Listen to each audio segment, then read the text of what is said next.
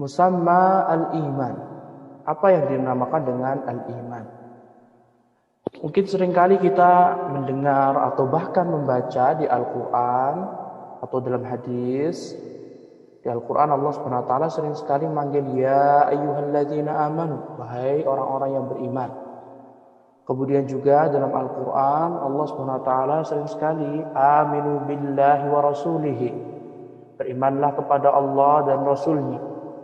Kemudian kita juga membaca dalam surah Al-Asr, illal ladzina amanu wa amilus solihat wa tawasaw bil haqqi wa tawasaw bis sabr. Kecuali orang-orang yang beriman dan beramal saleh dan seterusnya. Kemudian juga dalam hadis Rasulullah SAW juga menyebutkan mathalul mu'minin fi tawaddihim wa tarahumihim wa ta'atufihim, perumpamaan seorang muslim dan seterusnya. Banyak sekali ikhwati fillah azanallahu wa iyyakum lafaz Al-Quran dan hadis yang menggunakan istilah atau kalimat al-iman. Lantas apa yang disebut dengan keimanan?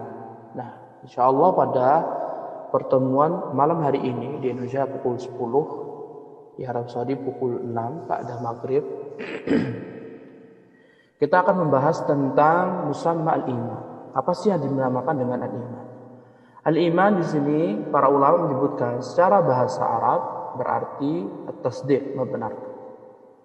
Nah, ketika kita diberitahu kepada seorang muslim, ya, dia datang kemudian membawakan berita akan ada telah terjadinya sesuatu di sebuah tempat, kemudian kita boleh mengatakan amantu bika, aku beriman kepadamu.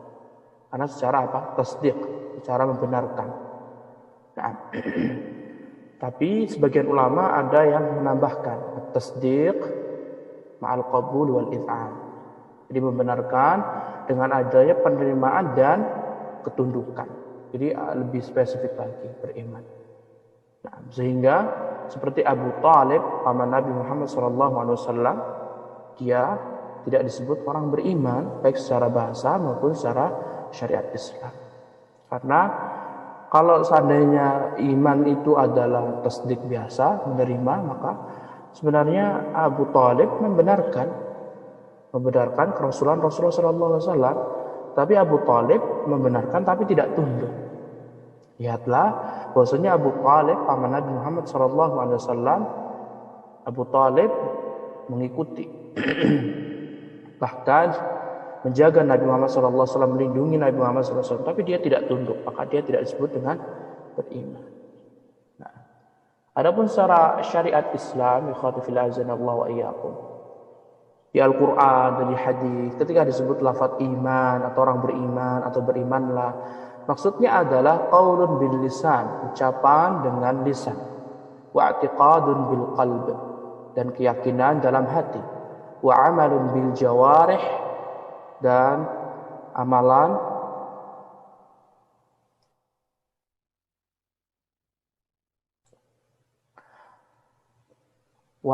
bil jawarih, dan mengamalkan dengan anggota badan. Yazidu bil ta'ah wa yanqusu bil ma'siyah. Iman itu bisa bertambah dengan melakukan ketaatan, dan dia akan berkurang dengan melakukan kemaksiatan. Nah, akhwati fillah azanallahu wa iyyakum, ketika Allah SWT berfirman aminu billah, berimanlah kepada Allah, maksudnya adalah kita harus mengucapkan dengan lisan kita, meyakini dalam hati, kemudian merealisasikannya dengan anggota badan kita, mengamalkannya. Dan iman itu dia bisa bertambah dengan dilakukan ketaatan, dan iman akan berkurang jika seorang melakukan kemaksiatan. Nah, di sini ikhwatu fillah azanallahu wa iyyakum, kemudian para ulama menyebutkan dalil-dalil yang menunjang kebenaran pengertian iman secara syariat Islam. Yang pertama adalah bahwasannya iman itu mengatakan dengan lisan, harus dikatakan dengan lisan kita. Allah Subhanahu wa taala berfirman dalam surah Al-Baqarah ayat 136 yang bunyinya qulu amanna billah wa ma unzila ilaina. Katakanlah, Katakan dengan lisan kalian, amanna billah, kami beriman kepada Allah, wa ma unzila ilaina, dan apa yang diturunkan kepada kami. Allah memerintahkan kita untuk mengucapkan dengan lisan kita bahwasanya kita ini beriman kepada Allah dan beriman terhadap apa yang telah Allah turunkan kepada kita. Nah, kemudian dalil yang kedua yang menunjukkan bahwasanya keimanan itu harus terdapat dalam hati, keyakinan dalam hati seseorang. Dalam ayat Al-Qur'an, dalam surat Al-Hujurat ayat 14, Allah Subhanahu wa taala berfirman, "Walamma yadkhulul imanu fi qulubikum."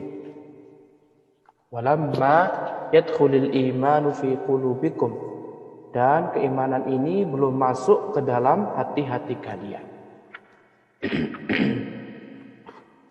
Ayat ini ikhwati fillah azanallahu wa iyyakum, berkaitan tentang seorang Arab Badui yang datang kepada Nabi Muhammad sallallahu alaihi wasallam dan dia mengatakan bahwasanya dia telah beriman kepada Allah Subhanahu wa taala. Kemudian Allah Subhanahu wa taala pun memberitahu kepada orang tadi ketika mereka datang pada Nabi Muhammad sallallahu alaihi wasallam dan mengatakan, qalatil a'rabu amanna, berkatalah orang-orang Badui, kami telah beriman. Mereka mengucapkan dengan lisan mereka, tapi mereka belum beriman dalam hati mereka, hanya sebatas mengucapkan syahadat. Qalatil a'rabu amanna, orang-orang Arab Badui mereka mengatakan, kami telah beriman wahai Nabi. Nah, Allah SWT merintahkan Nabi untuk menjawabnya, qul, katakan wahai Nabi. Qul, katakanlah wahai Nabi Muhammad SAW, lam tu'minu, kalian ini belum disebut beriman dengan sebenar-benarnya. Qul lam tu'minu, kalian belum disebut dengan beriman sebenar-benarnya. Walakin qulu aslamna, katakanlah bahwasanya kami telah masuk Islam, karena Islam berbeda dengan iman.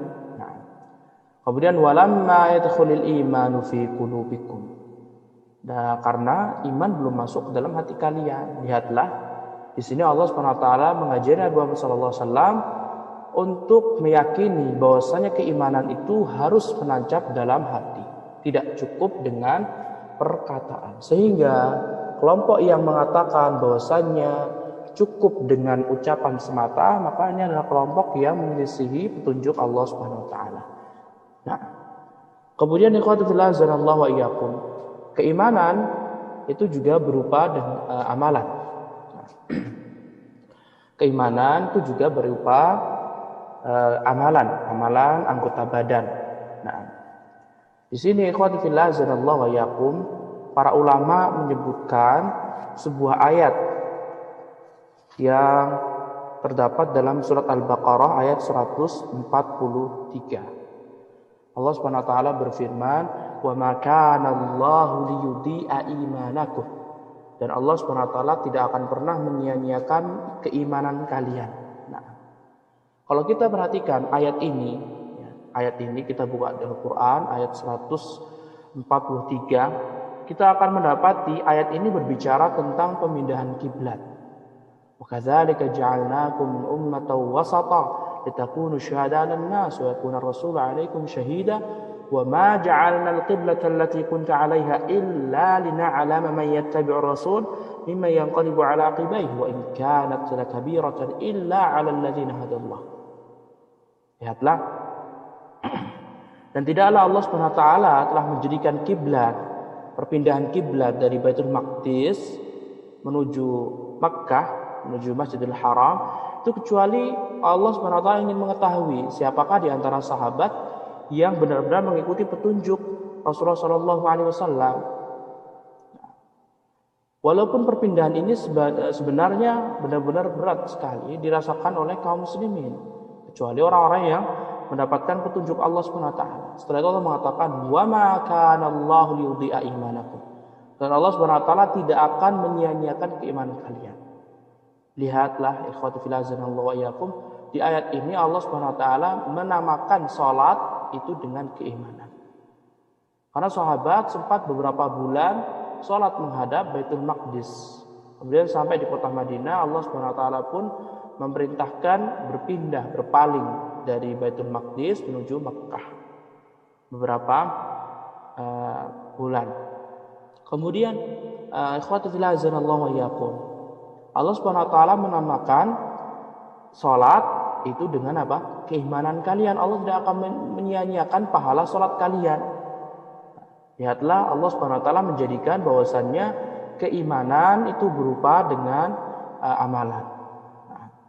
Sehingga ikhwati fillah azanallahu wa iyyakum, maka jelas akan penyimpangan jika seorang meyakini bahwasanya iman itu sebatas perkataan dan keyakinan dalam hati. Iman itu harus diberikan, harus direalisasikan dengan amalan.